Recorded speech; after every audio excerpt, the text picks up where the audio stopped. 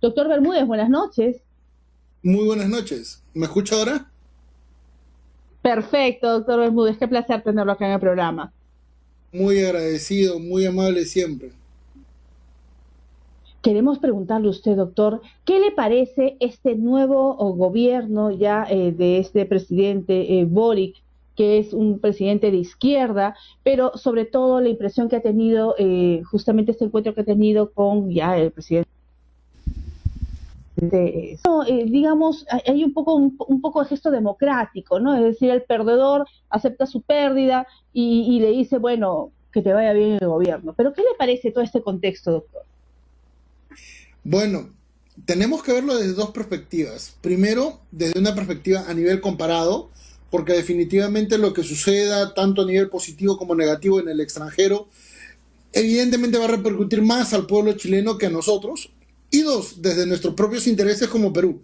Lamentablemente en el Perú no se toma en cuenta mucho el contexto de geopolítica, principalmente porque se asume que lo que ocurre en el extranjero no nos afecta mucho y que por lo tanto podemos asumir relativamente algo de manera indirecta sin tomar en cuenta las implicancias.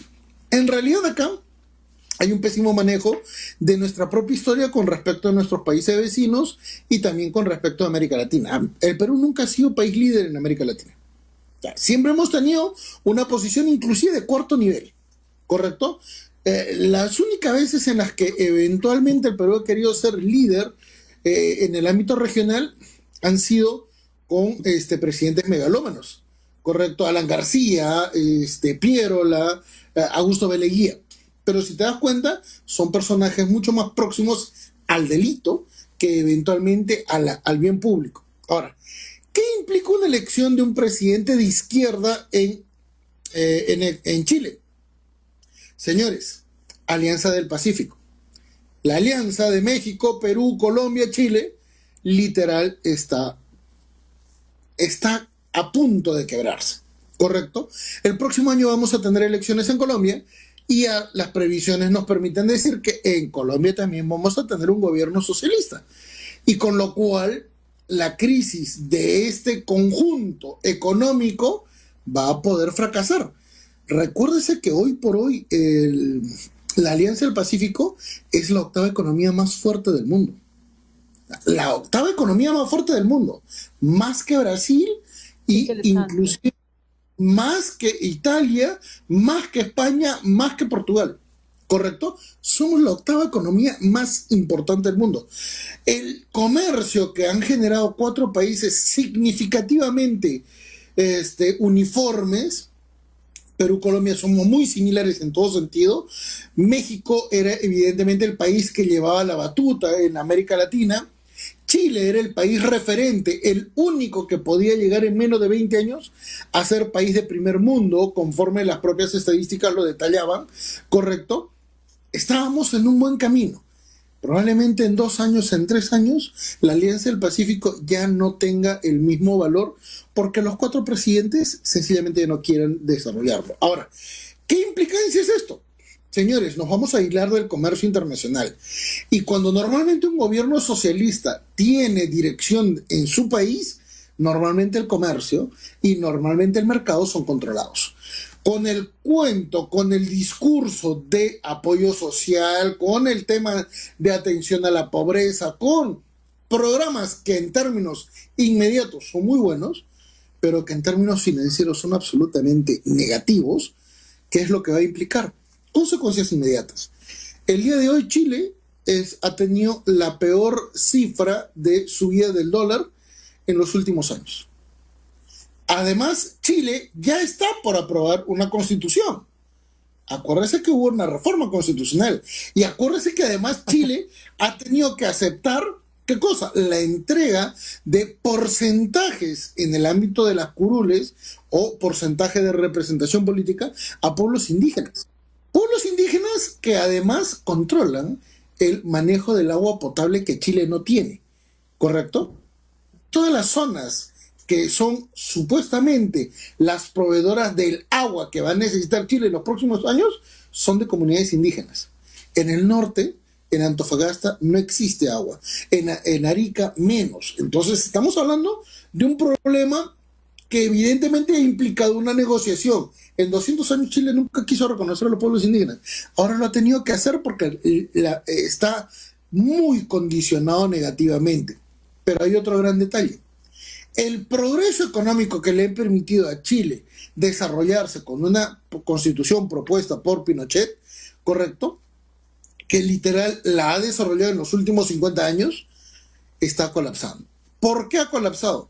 Porque en el mundo económico, y esta es una realidad muy objetiva, entre los que son socialistas, los que son comunistas y los que son absolutamente liberales, por dar un ejemplo del caso de Milei en Argentina, que son extremos, no existe pues un punto positivo en los extremos. Todos los extremos siempre fracasan. Y les voy a dar un ejemplo. Si Milei llega a funcionar en Argentina, ¿qué es lo que va a provocar? Que efectivamente una cúpula se desarrolle, progrese, pero el resto del país no. Eso pasó en Chile. Ese es el problema de Chile. Que en Chile se desarrolló una cúpula y literal el 40% de la población iba bajando su nivel de poder adquisitivo y además, como no existe el servicio público brindado por el Estado, tenían que asumir un elevado costo. Estudiar en la universidad implicaba una hipoteca. Antes de llegar a comprar tu propia casa tenías que pagar la hipoteca que habías tenido que generar para efectos de poder estudiar en la universidad. Si te enfermas, tienes que hipotecar tu vida, porque finalmente no la vas a poder pagar, ¿correcto? Ese ha sido el gran inconveniente de tener programas totalmente radicales. Argentina quiere aplicarlo con Milei, Chile ya lo utilizó y por eso es que ha fracasado. ¿Dónde es que ya se han encontrado esas críticas al sistema? En Ecuador, con el caso de Rafael Correa, y que por eso, ante el contexto de crisis económica, recuérdese, octubre del año 2019, ¿correcto? Y el Perú. ¿Por qué el Perú? Porque hemos tenido durante muchísimos años gobiernos de centro derecha. ¿Y qué es lo que pasó en la última elección? Mucha gente ya no quería seguir el mismo modelo. Muy a pesar de las limitaciones del candidato de izquierda y eventualmente del comunismo, porque se juntaron, ¿correcto? Terminó ganando. Pero terminó ganando porque sencillamente al tercio de la población electoral le importó un pepino el país y no votó. ¿Correcto? En la primera elección estoy hablando. Entonces, en este sentido, el cambio de modelo económico evidentemente era uno de los efectos importantes. ¿Por qué Castillo se frenó? ¿Y por qué no está ejecutando los programas socialistas que supuestamente iba a ejecutar? Primero, porque no lo puede hacer porque no conoce del sistema. O sea, seamos sinceros, el presidente no conoce literalmente muchas cosas. No necesitas conocer todo, pero para algo postulaste a la presidencia, ¿no? Porque no necesitas tener, ¿qué cosa? Un montón de gente que trabaje para ti si es que tú no sabes qué significa, qué es lo que van a hacer. Dos, el manejo económico del país está en piloto automático desde el gobierno de Alan García, segundo gobierno. ¿Qué significa esto? El poder productivo del Perú no está en el gobierno, no está en el Estado, no está ni siquiera en las entidades públicas. El poder económico del Perú está en las pymes y en las MIPES. Y esas son las que están exportando. Esas se han adaptado al modelo económico de la exportación. Y por eso es que existe muchísimo superávit de exportación frente a lo que significa la importación. Por primera vez en los últimos 5 o 10 años, el Perú exporta más de lo que importa. Eso es un factor absolutamente evidente. A ello, además, se ha sumado ¿qué cosa? Que tenemos turismo. Ya el turismo que existía, bueno, no contamos pandemia, ¿no? Pero ya el turismo era sostenible. Tanto es así que hicieron un mega aeropuerto en Ica. Tanto es así que modernizaron 8 aeropuertos en el Perú. Existe la necesidad de construir un aeropuerto en Cusco, con lo cual significa que el modelo estaba funcionando y estaba teniendo un impacto en la población. El gran problema es que la gente no espera, ¿correcto? Y la gente lo que espera es inmediatamente una acción. Y eso es lo que va a pasar con Chile, ¿correcto? Va a llegar el nuevo presidente y el nuevo presidente ya se comprometió con muchas personas, con muchos colectivos y evidentemente va a tener que asumir algunos programas económicos para tener... Es obvio. El gran problema es, si tú atiendes esos compromisos, evidentemente tienes que financiarlo. Pero él, en el primer año de gobierno, él no puede utilizar el presupuesto que quiera. él va a tener que utilizar el presupuesto que le está dejando su antecesor, que por cierto se hizo el muertito durante casi 3 años, porque lo iban a vacar. Correcto, por eso es que él aceptó una nueva constitución, por eso es que él aceptó literalmente todo, porque lo querían sacar del gobierno. Entonces, ante estas cuestiones, el gobierno neoliberal se quedó mudito y por eso es que la izquierda ha ingresado. Ahora, ese nuevo presidente, al momento de darse cuenta de que el presupuesto tiene una dirección totalmente distinta, ¿qué es lo que va a generar? O eventualmente un cambio total en la estructura de su plan económico, o probablemente un sistema de confrontación con el Congreso. ¿Por qué? Porque no se puede trabajar un programa económico sin el apoyo del Congreso. Y a lo mucho o lo tienes de rival o eventualmente lo tienes de aliado. ¿Correcto? Ahora, en este contexto, ¿qué es lo que va a significar para Chile en el mediano plazo? Primero, la asignación de muchísimo presupuesto para que el Estado se convierta en un agente económico. Al convertirse en un agente económico, ¿qué es lo que va a significar? Que su estabilidad de riesgo país ante la banca internacional baje. Porque evidentemente ya no va a ser positiva. ¿Qué cosa? La participación económica de muchas empresas en Chile, donde solamente competían entre ellas en términos de calidad, cuando el Estado va a participar, y evidentemente va a ser, ¿qué cosa? Competencia desleal. ¿Correcto? ¿Qué significa eso? Que sus propios servicios en el mediano plazo van a encarecerse. ¿Y por qué se van a encarecer? Porque el Estado va a participar. La pregunta es, ¿eso terminó siendo positivo para la gente que votó por un gobierno socialista? No, y nos está pasando a nosotros. Le está pasando a México, que han tenido que asumir un cambio de un modelo económico de derecha a un modelo un modelo económico de izquierda, y el cambio y la transición es complicada, porque no se puede hacer inmediatamente, ¿correcto? Y eso nos da cuenta que muchos políticos ingresan al poder primero sin saber un poco de economía, de macroeconomía y de microeconomía. Consecuentemente, Chile en los 2 años que viene probablemente vaya a tener, ¿qué cosa? Inflación. Probablemente vaya a tener, ¿qué cosa? Muchísima inestabilidad cambiaria. O sea, va a caer. La pregunta es, ¿a nosotros nos interesa que uno de nuestros grandes aliados en lo económico caiga? Estratégico. Evidentemente no, ni hablar. nos va a perjudicar. Ya tenemos un brazo que no está funcionando bien con México, porque México no ha querido participar en la bolsa de valores conjunta entre Bogotá, Lima y Santiago. No quiso participar, con lo cual evidentemente esa bolsa no ha tenido un buen éxito en este año. ¿Correcto? El próximo año lo más probable es que Chile ya no quiera participar en esta bolsa conjunta. Y ahora, muchos dirán, ¿pero por qué es necesario tener una bolsa única? Por una cuestión muy simple. Unificas criterios. Y al unificar criterios obligas a que todos los miembros se comporten eficientemente. Al comportarse eficientemente, ¿qué es lo que haces? En forma indirecta, reduces corrupción y reduces el mal gasto público. Es un modelo económico simple. El gran inconveniente es que normalmente los gobiernos socialistas quieren intervenir en todo. En este gobierno, el ministro de Economía en nuestro país, ¿qué es lo que está haciendo? Ha quebrado absolutamente toda la estabilidad fiscal de nuestro país con la entrega de bonos.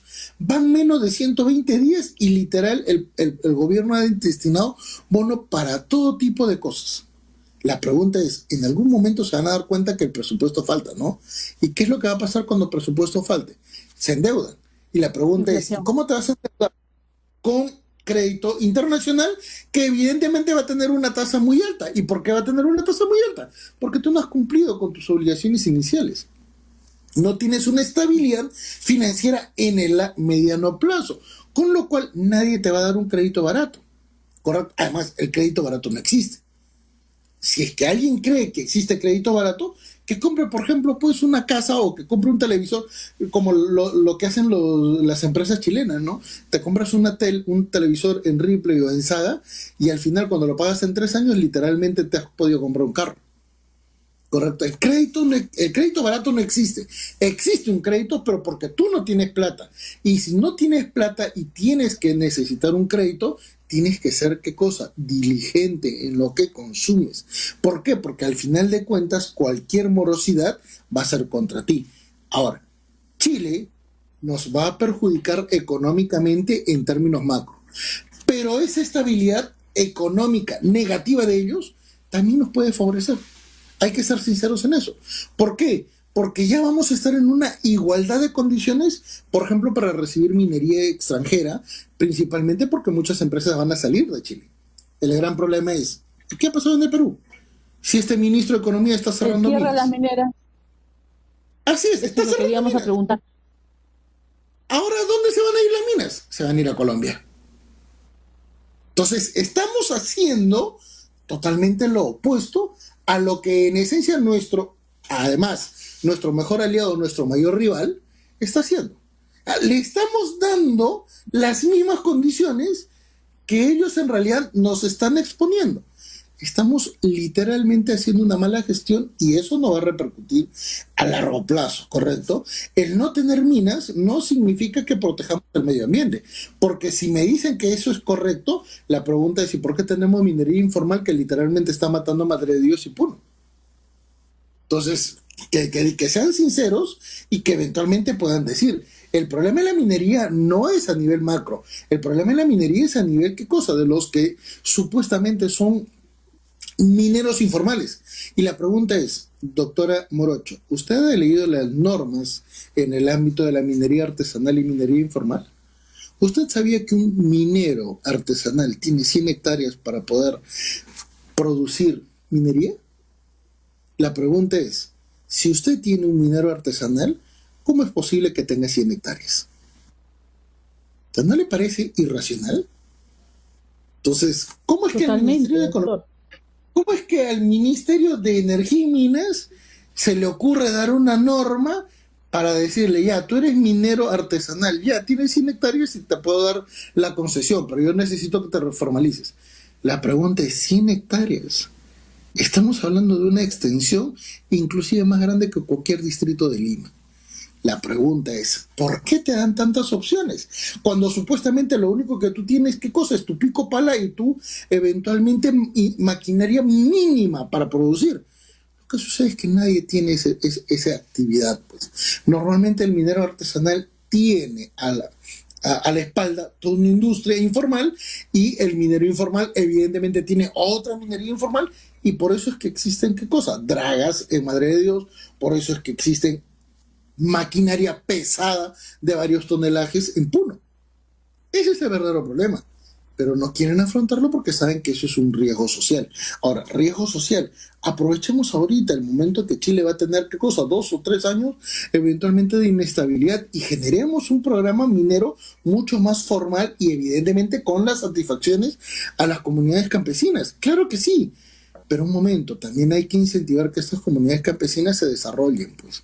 El gran problema es que estas comunidades campesinas... De acuerdo, claro. Sería una explotación. Sí, son engañadas. Sería explotación. Por ejemplo, sí, les compran los terrenos y literalmente se quedaron sin nadie. ¿Qué es lo que hace la gente que no tiene mucha habilidad con el dinero? Se compran carros que al final ya no tienen dónde vivir. Y cuando se dieron cuenta que el carro ya no sirve, se quedaron en nada. ¿Qué es lo que ha pasado en Las Bambas? Les dieron casas. El gran problema es, ¿para qué yo quiero una casa si no tengo dónde trabajar? No les dieron trabajo. Ese es el gran inconveniente de no involucrar al grupo humano en el cual estás trabajando.